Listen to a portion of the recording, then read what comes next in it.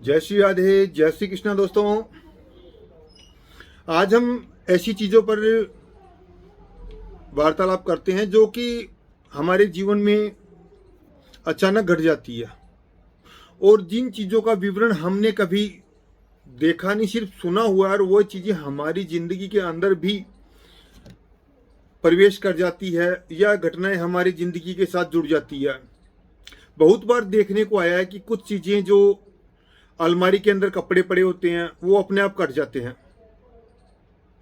Trunk या पेटी में कोई चीज पड़ी हुई अपने आप जल जाती है। कई बार हमने देखा है कि घर के अंदर खून के छींटे आते हैं। कई बार हमने देखा है कि घर में किसी ने दूध गिरा दिया। रात को जब सोते हैं हम लोग तो रात को दबाव पड़ता है, महसूस करते हैं, आवाज निकालते हैं तो आवाज नहीं निकलती।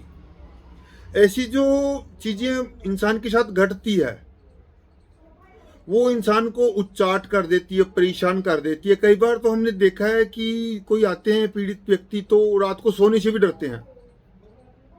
अब जब किसी का कपड़ा कट जाता है, किसी का बाल कट जाते हैं, किसी के आग लग जाती है अंदर, या कोई चीज मिट्टी हो जाती है, कई बार चीज अपने आप गायब होना शुरू हो जाती है।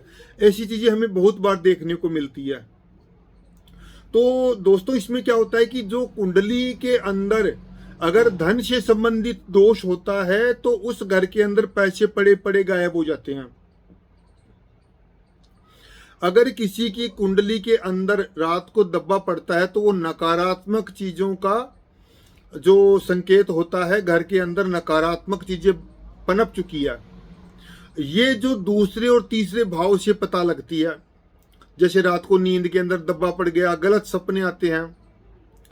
कई बार क्या होता है कि घर के अंदर खून के छींटे आते हैं। कोई खून के छींटे हाथ से नहीं देखे जाता, कई बार हम देखते हैं घर में पड़े हुए होते हैं। इसमें क्या होता है कि इंसान जो दुश्मन शत्रु होते हैं, पराक्रम से, एकादश से या फिर सप्तम स्थान से जो शत्रु होते हैं। अब पराक्रम से है तो कोई घर का आदमी होता है छोटा, एकादश से है तो बड़ा आदमी होता है, सातवें घर से हो तो पार्टनर होता है, या फिर आठवें घर से ससुराल से संबंधित शत्रु होते हैं जो कुछ ना कुछ क्रिया करवाते हैं, उच्चाटन करवाते हैं।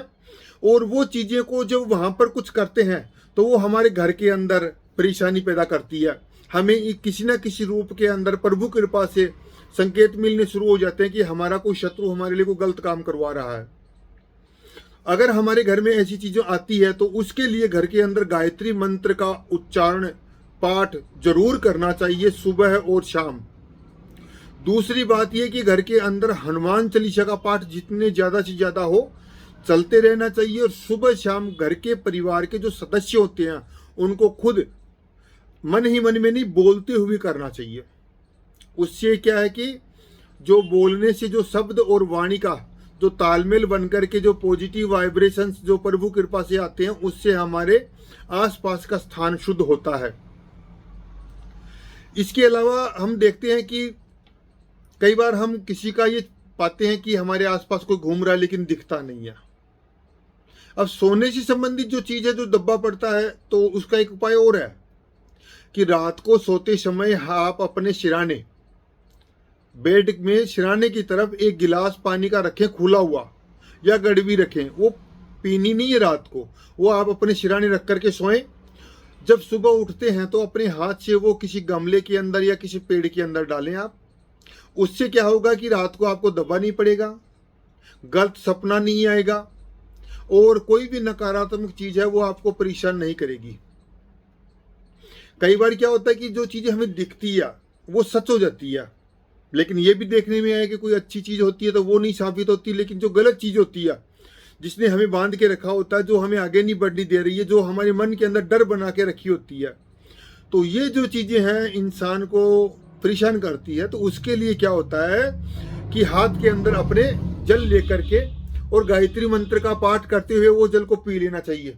इससे इंसान को आकस्मिक परेशानियां, अनदेखी परेशानियां, बिना सोचे समझे कोई काम हम करते हैं और उसमें हमें दिक्कत आती है, या सोच समझ के करते हैं तब भी हम कामयाब नहीं हो पाते, तब भी हमें दिक्कत आती है। इन चीज़ों से बचने के लिए हमें ये उपाय करने चाहिए। इन उपाय से हमारी ये परेशानी कभी भी जीवन के अंदर नहीं आएगी। अगर कोई प्रेम प्रसंग हो अगर शादी में दिक्कत आ रही है, रिश्ता नहीं हो पा रहा है, अन्यत्र किसी प्रकार की कोई दिक्कत है, तो आप फोन पर सलाह भी ले सकते हैं, हल जान सकते हैं।